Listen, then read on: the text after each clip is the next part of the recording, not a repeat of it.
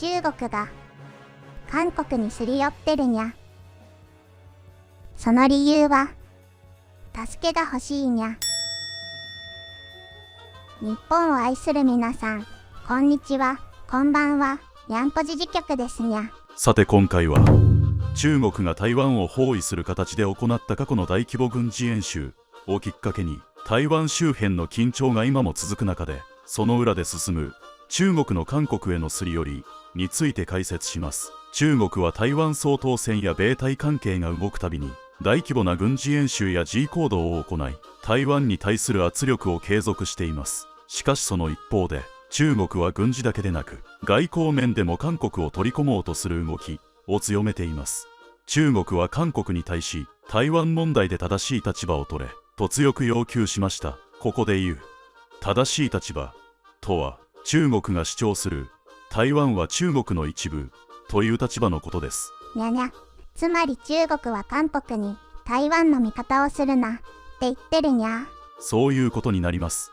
中国が韓国にここまで強く協力を求めるということは、裏を返せば中国は単独で台湾に侵攻できるほどの余裕がないという見方もできます。さらに韓国がどちらによるかで台湾有事が起こるかどうかの引き金になり得るという点も重要です。なるほど。韓国の態度一つで台湾が危なくなる可能性があるってことにゃ。そしてもう一つ、中国が韓国にすり寄る理由があります。それは中国の後ろ盾であるロシアが弱体化していることです。ウクライナ戦争の長期化でロシアは軍事力も経済力も大きく消耗しています。そのため中国は以前ほど強気に台湾へ圧力をかけられない。この点については話すと長くなるので、ロシアの弱体化は別の動画で詳しく解説します。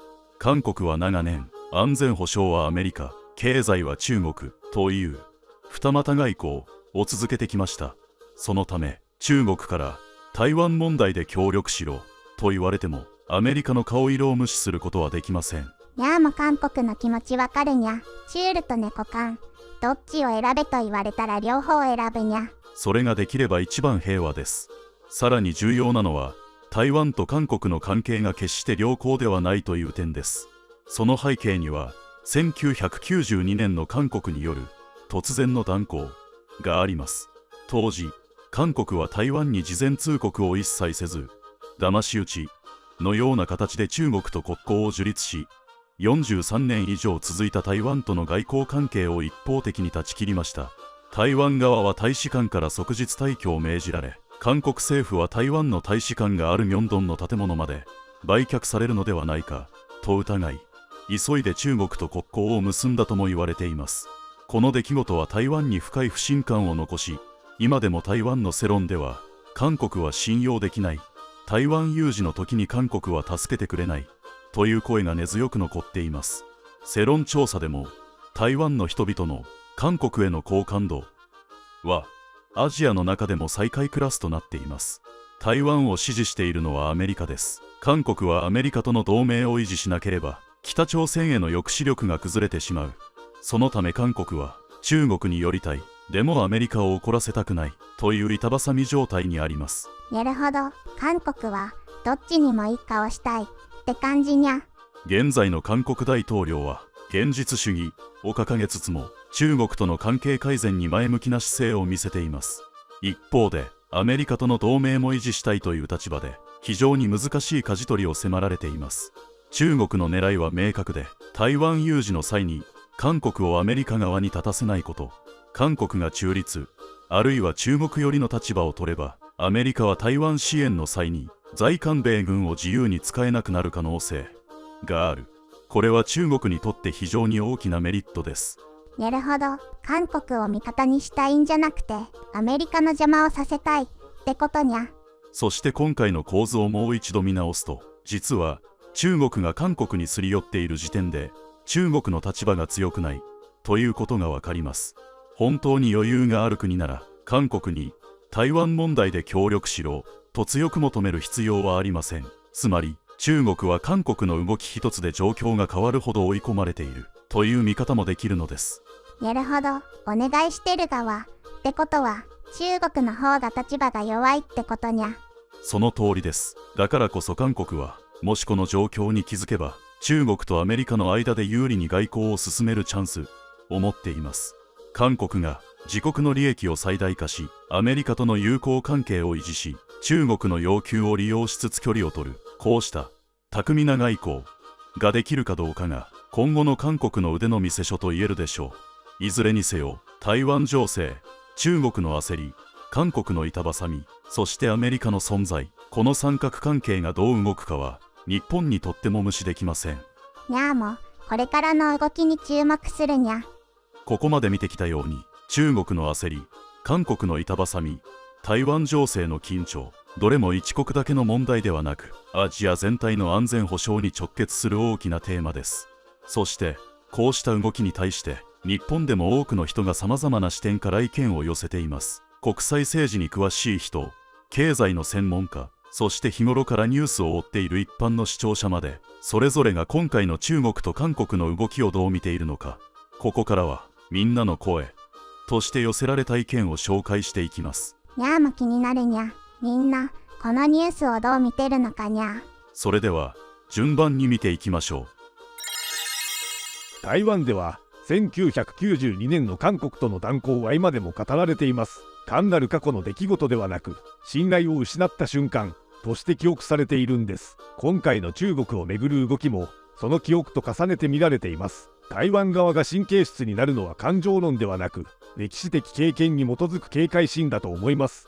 台湾の大学で学んでいた時、韓国との断交の話は普通に授業で出てきました。しかも淡々とではなく、外交的な裏切りの例として扱われていました。台湾の人たちにとって韓国は信用しきれない国という認識が根強い。今回の件でその印象がさらに強まるのは避けられないと思います。韓国は感情や短期的利益ではなく、同盟関係を軸に外交を考えるべきだと思います。中国に近づいたところで経済も安全保障も安定しません。むしろアメリカとの信頼が揺らぐリスクの方が大きい。台湾有事が現実味を帯びる中で、曖昧な態度は地域全体を不安定にするだけです。台湾有事は日本にとっても現実的なシナリオです。その際、韓国がどの立場を取るかで在韓米軍の動きも変わります。安全保障は一国で完結しません。韓国が中国によるということは、結果的に日本の防衛環境にも影響を及ぼす。だから日本人がこの問題を注視するのは当然だと思います。SNS を見ていると、中国の協力しろという言い方に対してお願いではなく命令だという受け止めが圧倒的です。外交的配慮というより、上下関係を前提にした圧力に見えている。韓国がそれを受け入れた場合、独立した外交をしているのか疑問を持たれるのは避けられないと思います。あの発言は典型的な踏み絵です。味方かどうかを明確にさせるための圧力で、曖昧さを許さないメッセージです。こういう局面では、短期的な摩擦を恐れて態度をぼかすと、長期的に信用を失います。韓国の外交力が本当に試されている場面だと感じます。この問題、台湾と韓国だけの話じゃありません。クアッドインドの動きとも連動します。韓国が中国寄りの姿勢を見せれば、地域のパワーバランス全体が揺れる。日本も含めて、アジア全体の安全保障の話として捉えるべきだと思います。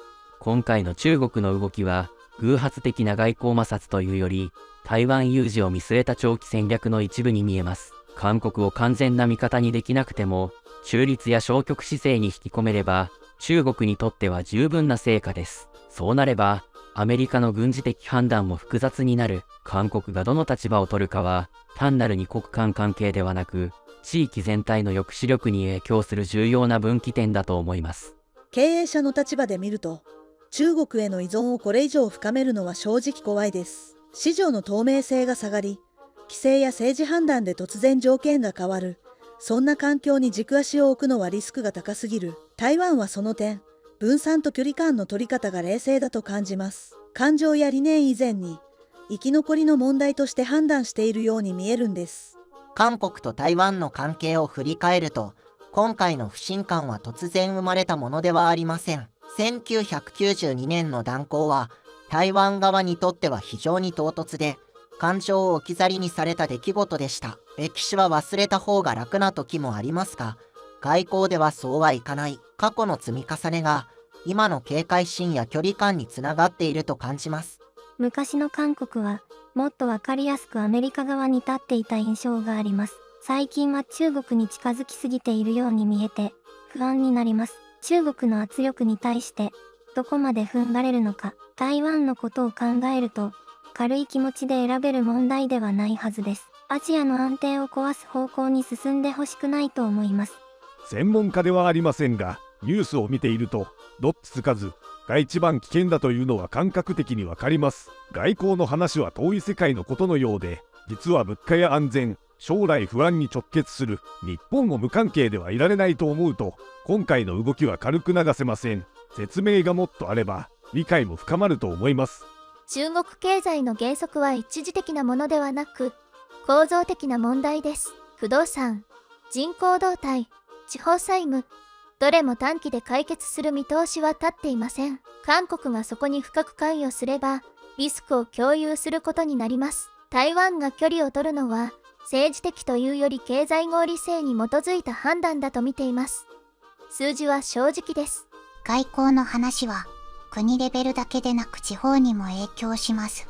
観光、輸出、企業誘致、すべてが国際関係と連動しています。韓国の態度が曖昧だと、地域間の連携も不安定になる。地方自治体にとっても他人事ではありません。だからこそ、国として一貫した姿勢が必要だと感じます。台湾の親戚と話すと、韓国への不信感は想像以上に根深いです。今回の中国への姿勢を見て、また同じことが起きるのではと心配していました。2度目の裏切りだと受け取る人も少なくないと思います。感情の問題は理屈だけでは片付けられません。そこを軽視すると関係修復は難しくなります。中国のすり寄りという表現は実態をよく表していないと思います。実際は取り込みです。選択肢を少しずつ奪い、気づいた時には逃げ道がない。韓国がその構図に気づいていないなら、外交的にはかなり危うい。台湾は過去の経験から、それをよく見抜いて距離を取っているように見えます。今回の一連の動きは、中国の焦り、韓国の迷い、台湾の警戒心が同時に表に出た象徴的な出来事だと思います。単なる一時的なニュースではなく、今後のアジア情勢を左右する分岐点です。日本も感情論に流されず、冷静に、しかし他人事にせず見続ける必要があります。結果は長く影響するはずです。貿易の現場にいると、中国市場の不安定さは年々増していると感じます。通関や規制が突然変わることも珍しくない。そんな相手に政治的にも経済的にも近づくのは、リスク管理の観点では理解しにくいです。台湾が距離を取りながら分散を進めているのは、現場感覚としても理にかなっています。韓国にも同じ慎重さが必要だと思います。台湾有事という言葉が現実味を帯びてきた今、韓国の立ち位置はとても重要です。もし韓国が中国寄り、もしくは中立を強調すれば、アメリカの動きは制限され、日本の防衛計画にも影響が出る。安全保障は連鎖します。一国の判断が周辺国の選択肢を狭めることになるのをもっと自覚すべきだと思います。中国経済の減速は表面的な数字以上に深刻です。地方政府の債務、不動産企業の資金繰り、若年層の失業、これらは一時的な景気循環ではなく構造の問題です。そうした国が外交的に圧を強めるのは内政の不安を外に向けているようにも見えます。韓国がそこに引き寄せられるのは危険だと感じます。最初は難しい話だと思っていましたが、ニュースを追ううちに、これは生活に直結する問題だと感じるようになりました。エネルギー価格や物価、治安まで影響する。韓国がどっちつかずの態度を取れば、状況はさらに不安定になると思います。はっきりした立場を示すことが、結果的に地域の安定につながるのではないでしょうか。商社にいた経験から言うと、中国との取引は魅力とリスクが常に表裏一体でした。最近はリスクの比重が明らかに増している。政治判断一つで契約が意味を失うこともある。韓国が中国によるという判断は、短期的な利益を取って長期的な信頼を失う可能性が高い。台湾の慎重さは、長期視点に立ったものだと思います。外交には選ばない自由はほとんどありません。特に大国間の緊張が高まる局面では、態度を曖昧にすること自体が一つの選択になります。中国の発言は韓国にその選択を迫るものでした。台湾はすでに覚悟を決めているように見えます。韓国がどう答えるかで地域秩序の形が変わる可能性があります。地方で働いていると国際政治の影響は意外と早く来ます。輸出先の変化、原材料の価格、為替、韓国が中国に近づくことで日本企業との関係にも影響が出る可能性がある。だからこの問題を単なる外交ニュースとして見ることはできません。現場としては不安要素が増える選択は避けてほしいです。台湾に住んでいた頃、韓国への警戒感は想像以上でした。政治の話になると必ず1992年の断交が出てくる。今回の中国との関係をめぐる動きもその延長線で見られています。台湾側の不信は感情的というより経験に基づくものです。韓国はその重さをもっと理解すべきだと思います。中国の協力しろという表現を見て素直に怖いと思いました。対等な関係の言葉ではありません。韓国がそれを受け入れたら次はさらに要求が増える気がします。台湾が距離を取っているのは自分たちの選択肢を守るためだと感じます。その姿勢は評価されるべきです。今回の一連の動きは一時的なニュースではなく流れの中の出来事だと思います。中国の余裕のなさ、韓国の迷い、台湾の警戒、それぞれが重なり合って今の状況が生まれている。日本もこの構図の外にはいません。感情に流されず、しかし無関心にもならず注視し続ける必要があると感じます。今回のニュースを通して見えてきたのは中国の焦り、韓国の揺れ、台湾の孤立、そしてそれを見つめる日本や世界の視線です。国際情勢は一つの動きが別の国に波及し、やがて私たちの暮らしにも影響を与えるもの。韓国がどちらに寄るのか、中国がどこまで圧力を強めるのか、台湾がどう自立を保つのか、それぞれの選択がアジアの未来を左右する分岐点になるかもしれません。にゃーもっと知っておきたいにゃ。この先どんな動きがあるのかみんなで注目していくにゃ。それでは今回はこの辺で、次回も世界の動きをにゃんこ目線でお届けします。また見てにゃ。